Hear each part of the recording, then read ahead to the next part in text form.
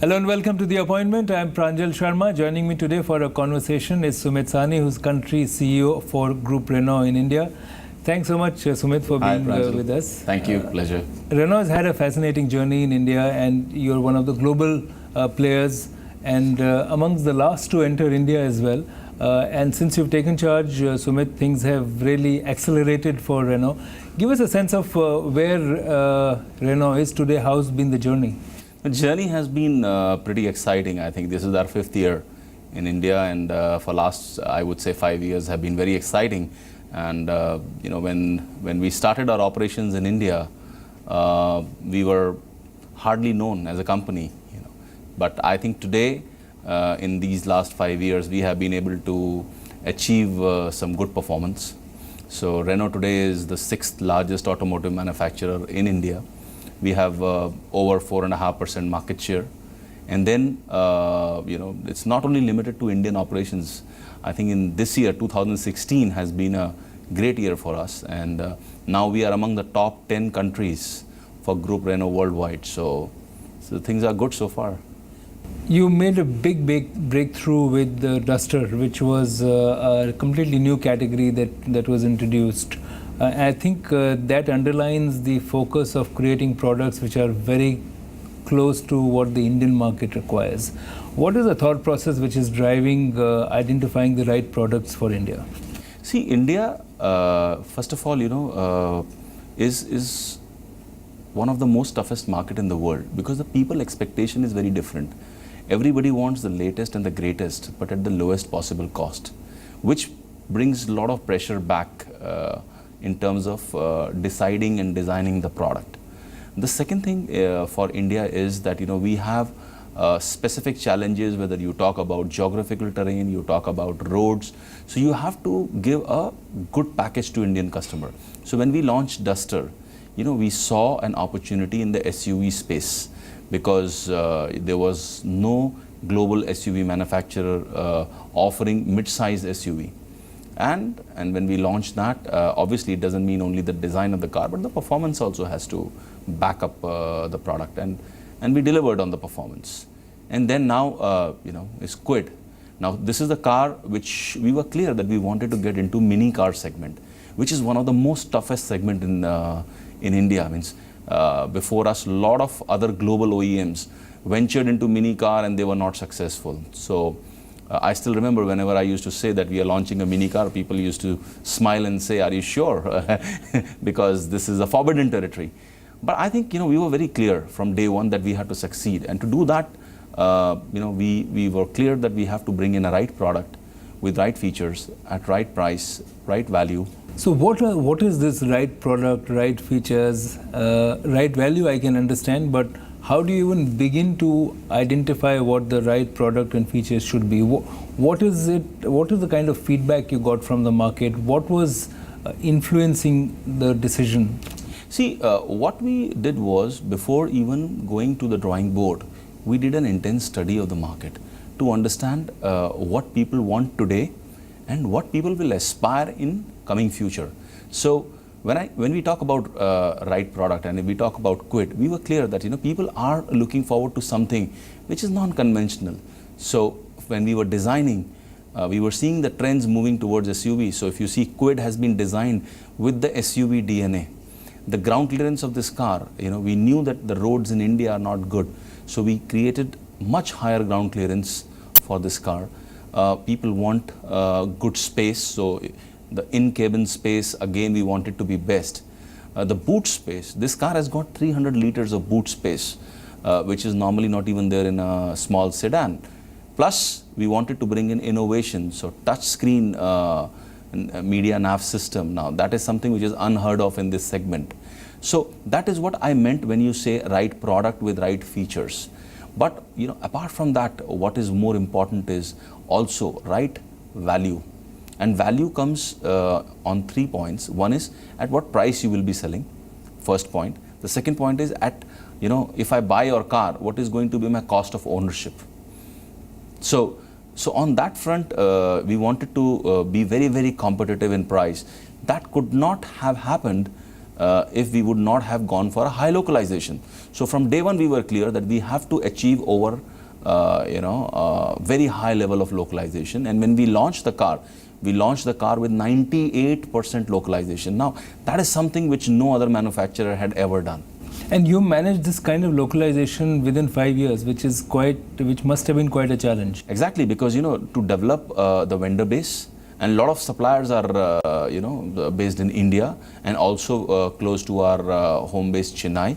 So that was one. And the second part of the value, because if we would not have done this high level of localization, we would not have been able to get low cost of ownership. So our spare part prices, from at the day of launch, was 17% lower than the market leader. So this was very important for us. That is what I meant from right value, because customer is looking forward to that. And the powertrain or the engine. Now this car, is delivering the reported figure through ARAI is 25.17 kilometers. So people want a fuel efficient car which is low on cost of ownership and right price. So we were able to give it. But one of the challenges which is self-evident is the after-sales servicing, because companies which have had a legacy advantage have a network which perhaps is far bigger than what you have today. How did you overcome this hesitation on part of the consumer to adopt your product with a limited network as against the market leaders? So Pranjal, I would say, this was one of my biggest challenge. Maybe this was my challenge bigger than even the product, because young brand, European brand coming into India.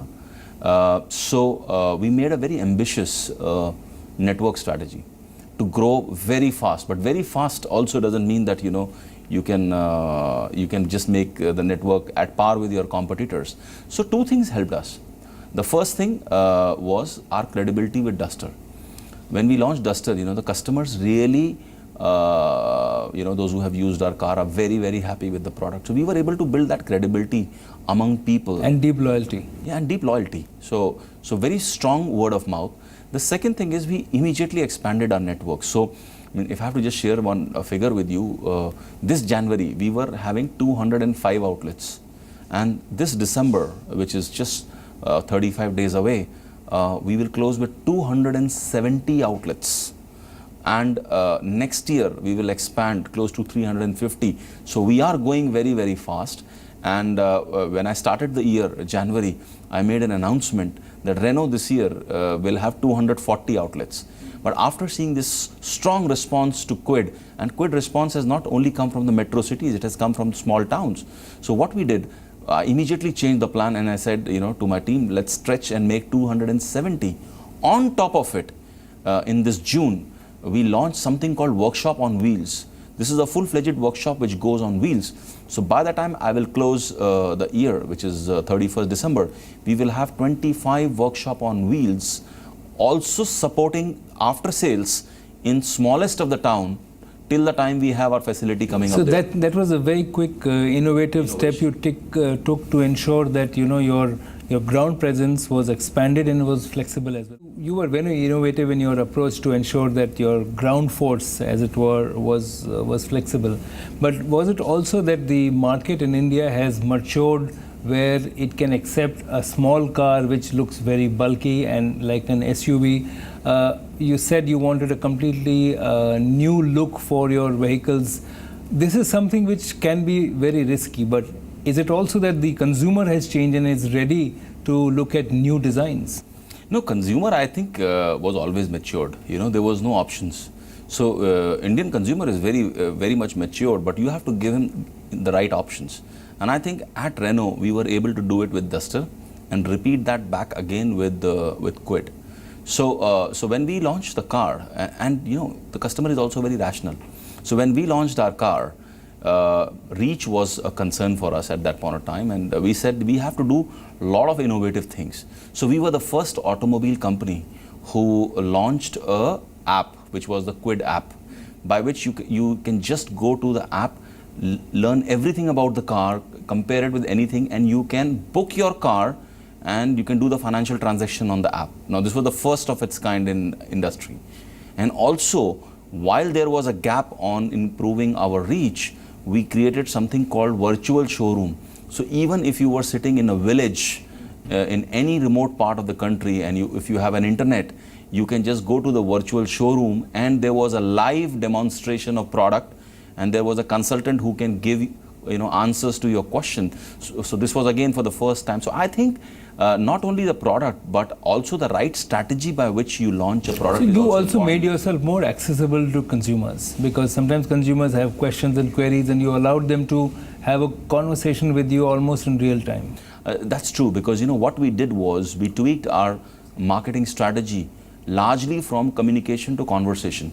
Because it's very easy for a car manufacturer to release a TV ad and a print ad, and that's it. And beyond a point, they all look the same. So we said no, we have to work towards conversation, give more and more opportunity to customer to ask questions, to engage customer. And I think the success of Quid is in recent time, this is one of the biggest success, and we have already sold more than 1 lakh Quids. What is how do you see this panning out in the next couple of years? No, I clearly see, if you ask about, for Renault, yes, we have to continuously keep on working on innovation. And I think for the industry also, customer is looking for innovative products. Me Too is not going to work. But here, you have Logi, you have Fluence and Koleos. How have they performed? Because they are all in very distinct categories. What are the categories, which are the categories that are working for you, and where do you think you need to work harder to make a better impact in the market? So Pranjal, when we started our operations in India, as you know, we earlier had a joint venture, and then we stopped that, and we wanted to come back very fast to India. So we had a bridge strategy, and Fluence and Koleos were part of that bridge strategy before we were having our mainstream products coming in. So our mainstream product started coming from Duster onwards. So we have Duster, Logi, Quid. Now these are the main volume drivers for us, and we have already done away as far as the bridge strategy products are concerned.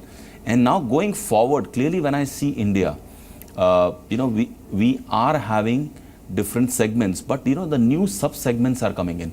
Like if you recollect, earlier it was only SUV. Now we have SUVs greater than 4 meters and SUVs less than 4 meters. But the products that you have globally, which are popular, like Twingo and Espas, they also, do they resonate in India? Not at this stage, I would say. So we have to also keep one thing in mind, that India is going to be the 3rd biggest market in the world, which means that you have to also work on certain products which are keeping in mind Indian requirements. So Quid is one of the great example, even though it's a global car. So we will be bringing in more products which are going to be, because Renault globally, I've seen, has a fantastic range. But this brings me to the question that the ownership concept in vehicles is also changing. Increasing number of young people find that ride sharing is a better option than buying and investing in a car because of traffic conditions, ownership cost, and various other conveniences. Where do you see India on this curve? How will this impact the Indian buyers market? See, we see India today, we are still 18 over 1,000 in terms of car population. So which is very low as compared to when you see the Western countries, which is 400 over 1,000 or 500 over 1,000. So clearly an opportunity. A lot of people today are, not looking forward, not for financial reason, but we have certain challenges in terms of infrastructure. So government has already announced the scrappage policy. So at least we will see old cars going out of road, and it brings opportunity for newer cars which are more efficient, more safe, and you will have more space on the road for people to drive and enjoy. So I think, and plus there is going to be infrastructure development which will help the industry. So consumer trends are changing, no doubt about it. But I think we still have a long way. The gap is huge actually. And we saw it very clearly with two-wheelers. Means that market exploded last 10 years back, and we are going to see something similar. So you see that some car makers have done partnerships with the ride-sharing companies, so that the buyer for a typical vehicle is moving from individual to large institution. Do you see that impacting Renault, and is that part of your strategy for growth? Not really, because if the car sharing and all largely is confined to only 2 or 3 metros. You know, if we talk of Delhi, Bombay, Bangalore, these kind of places, and largely the reason for that is the infrastructure challenges. So once we don't have these challenges, you know, I don't think that there So will you be an see issue. the growth in the underserved areas and markets within the country. Largely, because if you take Delhi, Mumbai, and Bangalore and Chennai, these four, you know, they contribute only what, 25% of India. You know, so we have still 75% of India, which is eagerly looking forward to mobility solutions. And now with highways coming up, intercity travel increasing, so clearly an opportunity. What about the focus again on green vehicles? So, you know, carbon footprint and emission norms are important. So electric vehicles, there is a big effort by the government to encourage that.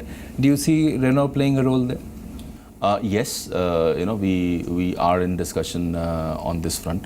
So if I see Renault, while we are making you know, most fuel efficient cars here in India and future ready cars. Because your partner Nissan has Leaf. Yeah, so Renault has got Zoe, you know, and few more other electric cars. So Renault is the market leader in Europe as far as electric cars are concerned. And you know, at this Paris Motor Show, we launched the new Zoe with the 400-kilometer range. So do we see that in India as well? So yeah, so clearly, you know, if you ask me, is Renault as a company capable and geared up to come into electric car? My answer is yes, we are capable. And you will see it how the market develops in India. Exactly. So you know, few weeks back, I got a Zoe in India just to do testing how it behaves in especially the climatic conditions what we have in India. But I think the clear issue is two. One is infrastructure, on which government will have to work strongly, and also we have to create an environment which is more friendly towards these cars. So whether it means in terms of special incentives or cut in duties, so something needs to be done to create an ecosystem which is which is friendly towards these cars. So I think government is making some announcements, but I see this not in immediate future, but maybe in mid-term future. Sumit, your footprint in India and your investment in India as a French company, as a European company, it's a very different market to operate in. What has been the experience of getting things done? I think the first thing is, in a market like India, it can't be a half-hearted approach. So at Renault, one of the key reason for our success in India is we have, first of all, a big plant, and we also have a technology center where we have more than 5,000 people working. And you have a big technology center in Paris, near Paris. Yeah, but I'm talking here, we have a technology center in India at Chennai, where more than 5,000 people are working. We have got 2 design centers in India, one in Mumbai, one in Chennai. We have a parts logistic business in Pune, so that the basics have to be right to build a strong runway. And if you see Quid, our design centers in India, our technology center in India has played a important role along with our technology center in Paris and other parts of the world in working on these products. So it is not only today, but even in the future products, you will see that. That's very important to succeed in a country like India and to get right products. How has that helped you in terms of overcoming the problems, the procedural issues of getting things done, what is called ease of doing business? In the last 5 years, how has it changed? See, last 5 years at least, what I am seeing is, first of all, at central level, there's a very strong intention of improvement, and we have seen some major steps towards that. And now what is also happening is that the states are also coming into competition among each other in terms of improving the ease of doing business. And it was very encouraging when central government announced that they will start ranking states in terms of ease of doing business. Has it made a difference? Yes, because everybody is very cautious now that they don't want to be on the wrong side of the scale. So so it is helping, but I think it will take some time in terms of overall ecosystem change, because we still have some old laws and things to correct and procedures to correct. But I think moving in the right direction, that's what I can say. Have we arrived? No, I think we have a long way to go. Final thought which I'd like to ask you about is next 5 years or 10 years, where would you like to see Group Renault in India? So clearly, we want to be a strong player in India, and in 2014 I made an announcement that Group Renault will be having 5% market share in India. So I'm very confident. We are already sitting around 4.5, 4.6. So for sure, by end of next year, we will be 5% market share. And in coming future, I really look forward us to be in all the important segments, and also not only limiting our Indian operations to India domestic, but we have already started exporting our cars from India. So we are doing good in neighboring countries which are part of Indian territory. So Sri Lanka, we are already number 2 player now. We launched our operations in Nepal, and in this coming year we are launching in Bhutan and Bangladesh, plus exporting cars to other parts of the world. So I think, I want to see Group Renault India playing a very important role. India will be a pillar country for Group Renault and a strong player in Indian automotive market. Sumit, thank you for joining us, and our best wishes for your future. Thank you. Pleasure.